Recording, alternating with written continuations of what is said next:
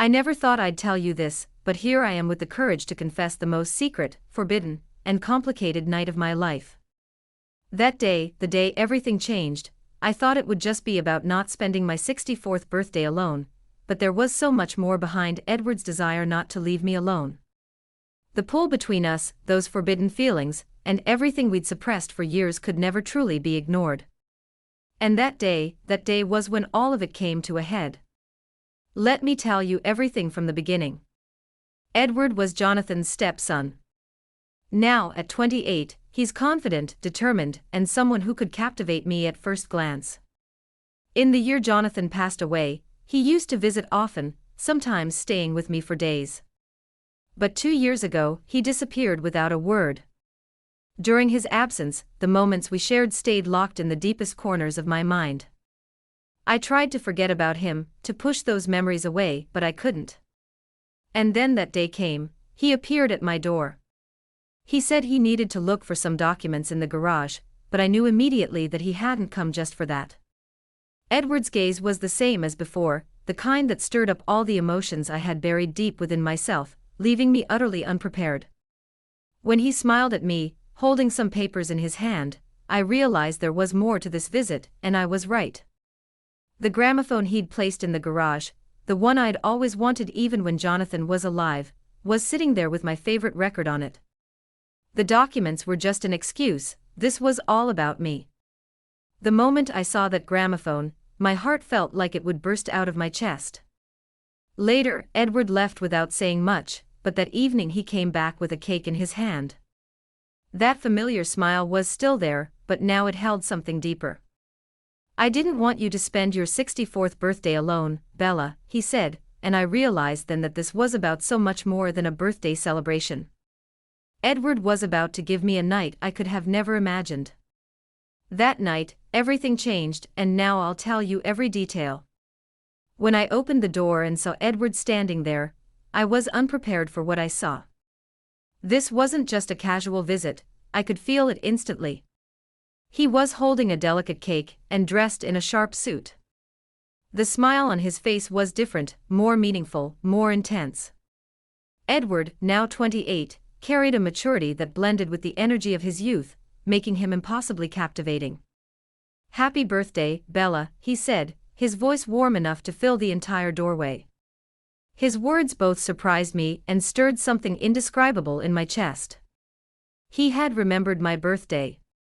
For the first time, someone had come to celebrate with such care. "I didn't want you to turn 64 alone," he added, his enchanting smile growing. "Tonight should be special. If this story resonates with you, join my channel, subscribe, and turn on notifications to hear more. Trust me, this will be one of the most thrilling stories you ever heard." I wanted to say something, but the words caught in my throat. Edward placed the cake on the coffee table and stepped closer to me. "But Bella," he said, his eyes scanning me gently. "Tonight could be so much more special. Let's celebrate it properly, in a way you deserve. Go put on a nice dress, and let's make this a night to remember." At first, I thought about refusing, but his gentle yet insistent gaze made it impossible. I nodded slightly and walked upstairs. As I climbed the stairs, a strange excitement coursed through me. When I opened my wardrobe, my eyes caught the black dress I hadn't worn in years. I ran my fingers over the fabric and walked over to the mirror. Before putting on the dress, I slipped off my t-shirt, standing bare before my reflection. My skin was still firm and youthful. I traced my waist with my hands, leaned slightly forward, and studied my shoulders. "I'm truly captivating," I murmured to myself. I was 64 years old, but it seemed like I had somehow defied the passage of time. Smiling to myself, I slid the dress on, feeling genuinely special in that moment. As I descended the stairs, a familiar melody floated from the living room, reaching my ears. It was my favorite song. My steps slowed, and my heart began to race. How did Edward know? I had never mentioned it to him. Confused but intrigued, I made my way toward the living room. Edward had set up the gramophone in the middle of the room, and had carefully chosen the record to play. When he saw me, his eyes lit up. The admiration on his face spoke volumes, even though he didn't say a word. "How did you know?" I asked, unable to hide my surprise. Edward smiled softly, his gaze unwavering. "I listened to you, Bella," he said. "You probably thought you were the one always listening to me, but in truth, I was listening to you. Every detail you mentioned, every passion you shared, I remembered it all." His words filled me with warmth. It had been so long since I felt truly seen, truly heard. Edward stepped closer, extending his hand toward me. "Let tonight be all about you, Bella. I'm here to make you feel special." As the melody filled the room, I couldn't deny the depth and determination I saw in his eyes. We sat down and started talking, but this wasn't an ordinary conversation. It was laced with all the feelings and emotions we had suppressed for so long. The pull between us grew stronger with every passing second. Edward's voice broke through the air, deep and full of emotion. "Do you know why I didn't come back before, Bella?" His question caught me off guard, and my eyes locked onto his emerald gaze, trying to decipher where this was going. He paused for a moment, as if carefully selecting his words. "I've always been drawn to you," he finally admitted, his voice soft yet powerful enough to fill the room. "I saw the desire, the passion, the excitement inside you. I always saw it, but what I felt scared me. Bella, I knew. I couldn't bear being around you. My body wanted to run to you, but my mind kept telling me it was wrong." His words sent a wave of warmth through me, but also a swirl of confusion. My heart began pounding wildly, but I knew I had to keep myself composed. Taking a steady breath, I looked at him. "Edward, you shouldn't say this," I replied, though the tremor in my voice betrayed my emotions. "I know I shouldn't," he said, lowering his head slightly. But then he raised his eyes to meet mine again, and the intensity in his gaze rooted me in place. "But I can't hold it in any more. Bella, for 2 years I haven't been able to get you out of my mind. Your eyes, your smile, everything about you has haunted me. Wherever I went, I saw you. My heart wouldn't let me forget." The honesty in his confession both startled and deeply excited me. My hands were clasped tightly in my lap, and I realized they were trembling. "Edward, this isn't right," I said, though I couldn't deny the magnetic pull I felt toward him. "The connection between us, it's not right." Edward leaned slightly closer, bending his knees where he sat, tilting toward me. His eyes were filled with a deep determination. "Right or wrong," he said, his voice low but resolute, "I can't deny what I feel, and neither can you, Bella. Your eyes tell me everything. You know this connection between us is real." For a moment, I was silent because he was right. This pull between us had always been there, a bond one had tried to ignore for years, feelings I didn't want to acknowledge, but that had grown stronger, pulling me in more and more. Now, in his gaze and his words, it all echoed back at me. "Thank you for not leaving me alone that day," I finally said, my voice tight with emotion. "But Edward, this is dangerous. If we go further, neither of us will be able to turn back." Edward slowly reached out, placing his fingers over mine. His touch shattered every logical barrier I had built. "I don't want to turn back, Bella," he said. "I just want to live this moment with you, to show you how I feel, to tell you how special you are to me." Tears welled up in my eyes, but these feelings didn't break me, they freed something deep inside. His words were an admission of a passion he had kept locked away for too long. "When I look at you," he continued, his voice soft yet intense, "I don't just see beauty. I see strength, passion, and a joy for life. You think you're 64, but to me, you've always been the youngest, most captivating woman. And those feelings, they'll never change." His words broke through the last of my resistance. I took a deep breath and looked at him. "Edward," I said, my voice trembling but leaning toward him, "you see me in a way I haven't felt in years, and I can't deny that." The silence that followed was heavy, yet it said everything. We just looked at each other, and in that quiet, every unspoken truth was revealed. The forbidden pull between us had become undeniable, irreversible. When Edward's lips finally met mine, every suppressed emotion I had came rushing to the surface. His kiss was filled with a passion that forced me to confront all the feelings I had hidden for years. But the intensity of it also scared me. The logical part of me was still fighting, telling me I shouldn't give in. Suddenly, I pulled away, taking a deep breath. "Edward," I whispered, my voice trembling. I wasn't even sure what I wanted to say. Lost in his gaze, I felt my control slipping. My heart pounded as I stepped back, wanting to put space between us. Without another word, I hurried toward my bedroom. When I shut the door behind me, I turned to face the mirror. My cheeks were flushed, my eyes brimming with excitement and confusion. My hands were still trembling slightly. "What am I doing?" I whispered to myself. But deep down, there was a voice that couldn't be silenced, a voice driven by an overwhelming desire. I looked at the mirror more closely, studying the faint lines on my face, the hints of age. But then my eyes trailed down to my still firm, youthful body. "I still have it," I murmured, a small conflicted smile forming on my lips. Yet somehow, that realization only made things more complicated. Just then, I heard the soft creak of the door.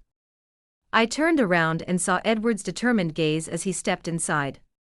He didn't take his eyes off me as he closed the door behind him and moved closer. "Bella," he said, his voice low but resolute. "I can't let you run away." I looked at him, but I couldn't say anything. Edward closed the distance between us, and once again, his lips pressed against mine. This kiss deepened everything, pulling me further into a place I had no control over. My defenses, one by one, were crumbling. I couldn't hold myself back any longer, my hands instinctively reached for his shoulders. Edward wrapped his arms around my waist, pulling me even closer. His warmth enveloped my entire body, and my breathing quickened. His kisses trailed from my lips to my neck, and then down to my shoulders. My body, without hesitation, responded to his every touch. Yet the intensity of this forbidden desire completely consumed me. I stepped back slightly, not to run, but to catch my breath. Slowly, I reached for the straps of my dress, sliding them off my shoulders. The fabric silently fell to the floor, pooling at my feet. I glanced briefly at my reflection in the mirror, and felt a surge of courage rise within me. "Edward," I whispered, my voice barely audible. "I'm surrendering to you." Those words lit something in his eyes, a fire that was impossible to ignore. Edward began unbuttoning his shirt, his fingers moving quickly, almost impatiently. When he shrugged it off, revealing his strong, athletic body, my heart raced even faster as I watched him take a step closer. Every part of me gravitated toward him. Edward placed his hands on my waist again, guiding me gently toward the bed. When I lay down, he joined me, his presence filling every space around me. His kisses started at my neck, moving down to my shoulders. Further exploring every part of me with every touch, he awakened emotions and passions that had been buried deep inside me for years. This moment was the beginning of a night I never could have imagined, and I knew without a doubt that nothing would ever be the same again. Everything was happening so fast that my heart felt like it might burst out of my chest. I looked at Edward, unable to hide the confusion and depth of my desire. "I never could have dreamed of this," I said breathless, "but right now, more than anything, I want this. I'm so excited and full of desire." Edward tilted his head slightly, a soft but determined smile spreading across his lips. "Bella," he said, his voice calm yet so deeply captivating it held me in place. "We both always wanted this, but every time we ran from it. Not tonight. Tonight we're not running anywhere." At that moment, Edward's words shattered the last of my defenses. I no longer cared where this night would take us. I was ready to lose myself in the moment. Something immense surged within me, so powerful it made me close my eyes and grab the sheet with one hand and the edge of the bedside table with the other. The intensity of it left me breathless, my eyes remaining shut for 2 or 3 minutes as I tried to focus only on what I was feeling. When I finally opened my eyes and stared at the ceiling, Edward was leaning over me. His hair was disheveled, and his forehead glistened lightly with sweat. Just as I was thinking this is perfect, Edward reached out and pressed his hand over mine on the bed. Everything felt like a dream, so surreal yet so vivid. When I glanced toward the mirror and caught sight of both of us in that state, I couldn't hold back any longer. My legs tensed with such an overwhelming force I felt as if I might faint. This was a desire and passion I had never experienced before, and I was utterly surprised by my own reactions. And then there was Edward, so breathtaking, and I could hardly believe he was real. His cheeks were flushed, and he was showering me with compliments. My voice trembled as I whispered, "Edward, you're incredible, truly. I never want this night to end." I could see the excitement in his eyes growing even more. With my other hand, I reached out and placed it over his chest, feeling the rapid beat of his heart. "I've always wanted you," I admitted, barely believing the words myself. "I can't believe this is happening." I closed my eyes again, surrendering to the warmth spreading through me. At that exact moment, an intense heat filled my entire being. Edward, his breath uneven, collapsed beside me. Edward sat up with a determined expression on his face, and reached for his phone. Turning to me, he unlocked the screen with his fingers. "Bella, I want to show you something," he said. When he turned the phone toward me, my eyes widened instantly. It was a picture of a cottage by the lake, a small, cozy, and peaceful place, exactly the kind of place I had always dreamed of. "I want to take you here," he said, his voice both serious and full of desire. "Far away from everyone else in this house, just the two of us. Tomorrow morning, we'll go see this place, and when we're there, I'll ask you to wear something I've chosen for you. Because tonight, I saw the woman I've always dreamed of. That woman is you, Bella. It's always been you." His words sent a storm through me, and my heart began to race. I looked at him, completely at a loss for words. This wasn't just a one-night story, this was a doorway to something so much more. And while I didn't know what awaited us beyond that door, for the first time, I wasn't afraid because I wasn't stepping through it alone. There's more to come, and this is only the beginning. If you've made it this far, I know this story has deeply touched you. There's so much more to share, and you won't want to miss a single detail. Don't forget to hit the follow button, turn on notifications, and leave a comment about this story. I can't wait to hear your thoughts, so let's talk in the comments. Your support means the world to me.